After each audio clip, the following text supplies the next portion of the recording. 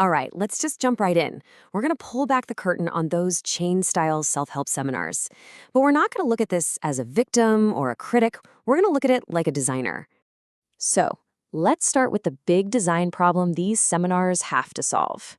Forget the content, forget all the promises of changing your life. The very first challenge, the most important one, is this.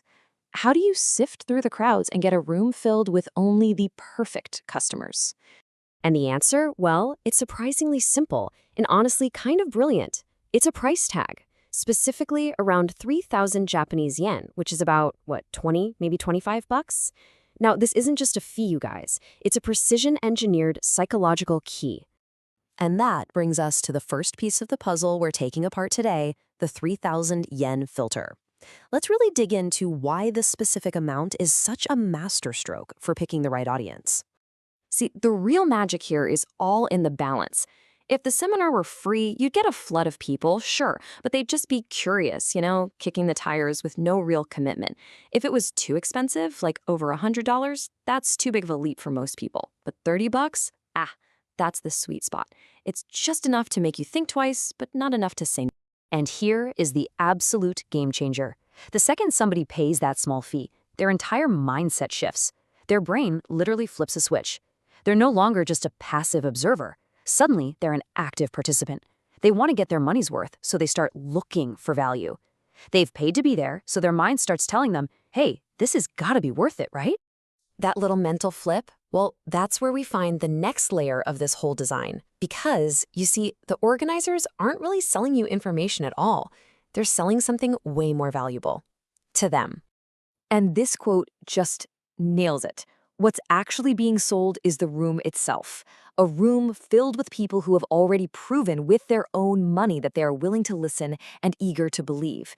That pre-qualified audience, that's the real asset. The seminar is just the clever trap to gather them all in one place. I mean, think about it from a purely business standpoint. It's just ruthlessly efficient.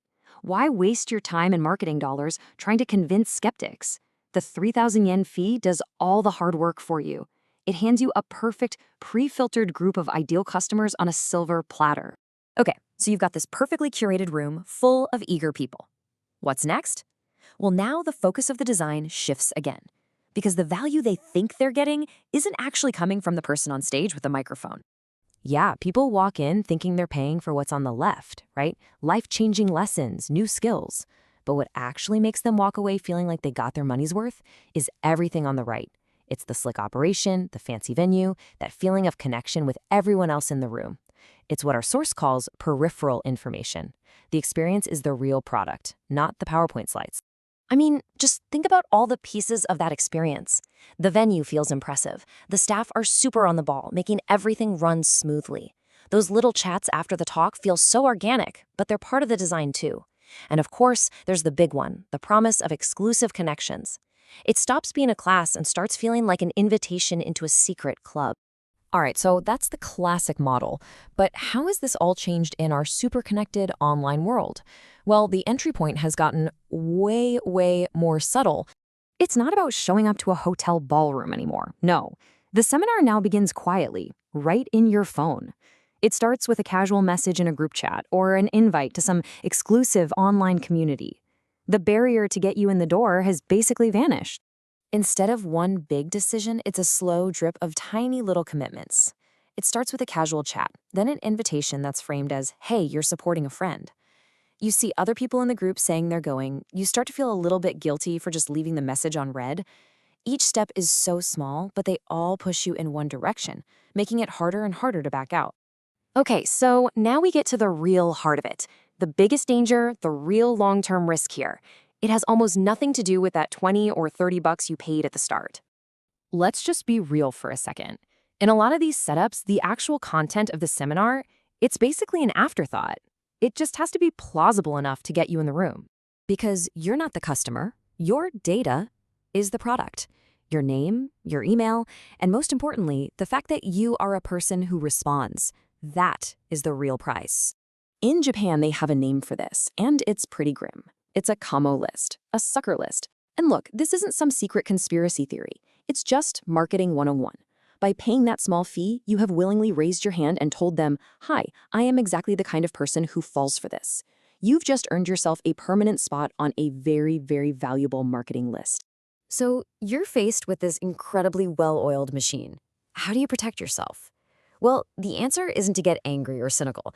It's all about changing your perspective. And the source material gives us this fantastic piece of advice. The real power move is to simply take a step back. Stop being a potential participant caught up in the flow and become a detached observer who's analyzing the machine itself. And this is so important. This isn't about pointing fingers or blaming people. This whole system works so well because it's built on fundamental parts of human psychology. Our need to justify our choices, our desire to belong. It's the design that's the problem, not always the individuals caught up in it. So I'll leave you with this question. We've just laid out the whole blueprint, right? A small price filter, an experience that feels more valuable than the info, and the ultimate prize, a list of responsive people. Now, look around. From that app subscription to a friendly online group, how many are using the exact same playbook? Because once you learn to see the machine, you start hearing the gears turning everywhere.